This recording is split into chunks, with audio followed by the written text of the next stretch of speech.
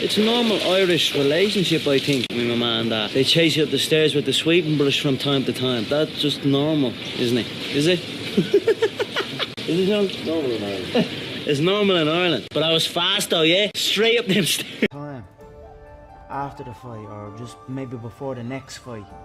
But there's something therapeutic for me just going in. I don't spend months picking it. I just see it, get it, and just enjoy the experience of being inked on my body for the rest of my life. I don't know what it is. But it doesn't mean nothing. I just like the way it feels, and I like the way it looks.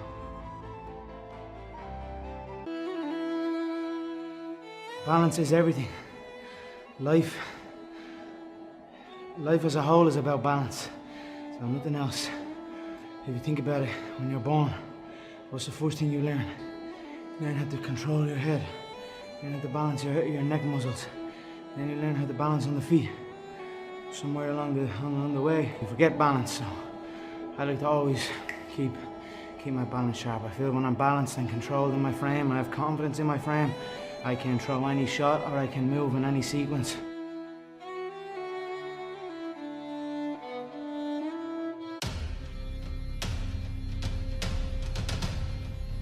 Before me, nobody knew nothing about this sport. Nobody gave a shit about this sport. We were looked down upon. It wasn't true. We weren't even considered. Not only in like mainstream or whatever you want to call that, but even in fight circles, in real fight circles. We had a reputation, but in pure fighting, we had no reputation whatsoever. So I'm proud to be putting my nation at the forefront of the fight game where we belong.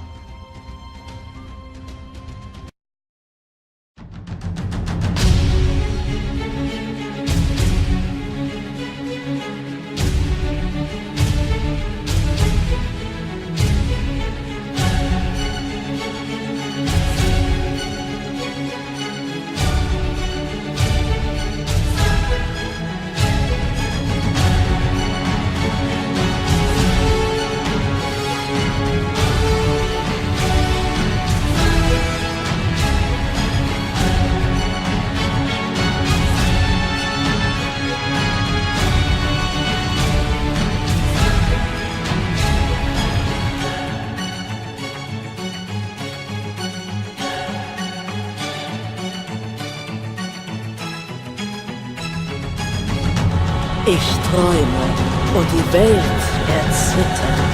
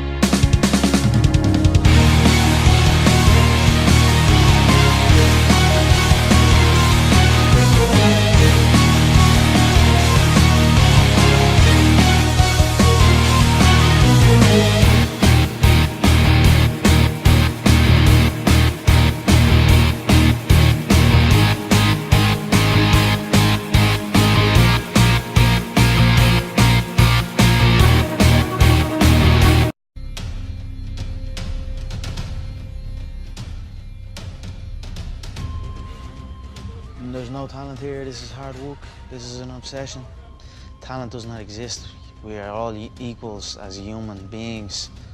You could be anyone. If you put in the time, you will reach the top, and that's that. So I am not talented, I am obsessed.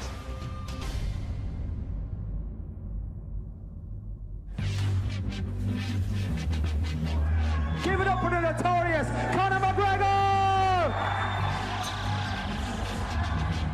There's two things I really like to do, and that's whoop ass and look good, and I'm doing one of them right now, and Saturday night, I'm gonna do the other. I'm gonna wipe out everyone in this division, I said that, and I will do it. He's a little short-ass twerp, and I look forward to punching a hole in his face. I'm gonna hand him my spit bucket, tell him to go back and spit shine that belt, and bring it back here as they're ready for me to take it. I'm sitting up here with my feet on the desk. What's anyone up there gonna do about it? Not one of you are gonna do anything about it.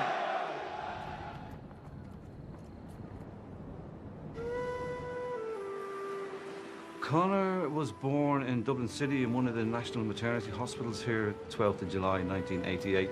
Midwife turned to my wife and said, this guy is going to be a boxer, because he came out of the womb with his fists clenched. So he was destined to be a fighter, I think. I had many fights growing up, as most young boys do from where I'm from and around this area. Get into fights. I won some and I lost some. When he went boxing, I remember he turned to us and says, "Why didn't you put me in boxing earlier?" He knew that was for him. Conor first stepped into my gym when he was about 16. Conor did stand out early on in that he could hit hard, and he also had a, let's call it a gregarious personality.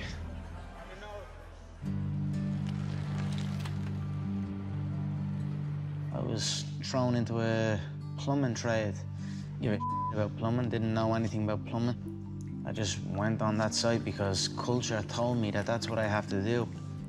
I'd done it for a while, and then I realized this is not what I want to do.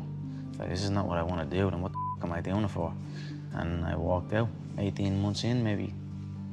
There was a concern there for us, for his mother and father. We didn't know what he was going to do, to be honest with you. Early on, obviously didn't know what it was. I couldn't look to my mother and say, hey, this Irish man done it. I'm gonna follow in his footsteps, because there was no footsteps. I had to create my own footsteps and follow them. They were a little unsure at first, but they supported me, and they knew I would do it. If I said I'd do it, I'd do it, so. I was actually in Ireland, and people kept coming up to me and talking about Conor McGregor. Have you ever seen Conor McGregor fight? Have you ever heard of Conor McGregor?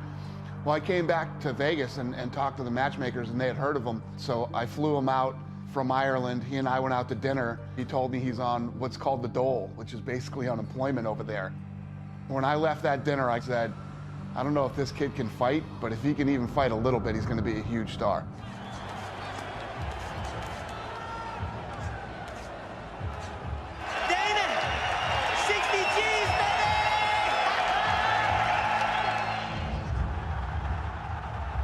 There's only 9,000 people that can get into that arena in Dublin, and it sounds like there's 90,000. It was a phenomenal night for the sport in our country, and it sent it into the stratosphere over here. We're not here just to take part, we're here to take over. He wasn't in the UFC to make up numbers. He wasn't there to be a token Irish guy. He was there to take over, and that's what happened over the last 12, 24 months. The numbers don't lie. No pipe did hug, no battle drum did sound its red tattoo, but the Angelus bells or the Livy swells rang out in the foggy dew.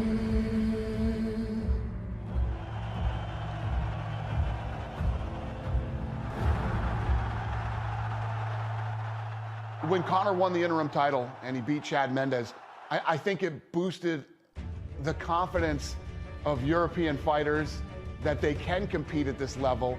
You know, these guys will come up every once in a while that have that it factor, that thing that other people are attracted to. He speaks well, he's very funny, he's a home run. I'm the real champion. At the king of Dublin, yeah? You're looking at him.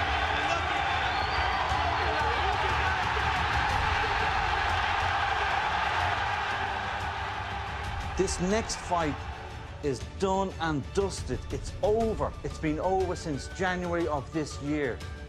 Aldo is a busted flush at this moment, okay? He's finished. After the Dennis Siver fight in Boston, remember when Conor jumped the ring and he was in Aldo's face? That moment, the fight was on. Conor McGregor is going to crack Jose Aldo's skull. I'm not happy to say that, but I think Jose Aldo would want to have a good craniologist on standby. Look into my eyes, little man. Little Brazilian. Ooh, vamos, hey. If he shows up, he will be agitated, he will be over-emotional. If I half faint, he will overreact. He will drain himself from this. He will panic. He will overload on the right hand. I will slip the right hand and bang the left hook. That will be the beginning of the end. McGregor, how long is it going to take you to rip his head off? It will be done in one. 9. Jose Aldo is your opponent for that. And I was fascinated by your move in the news conference. I know you guys are always trying to get into the head of your opponent. Back in March, for the news conference to promote the fight, you actually snatched his belt. You hope to do that on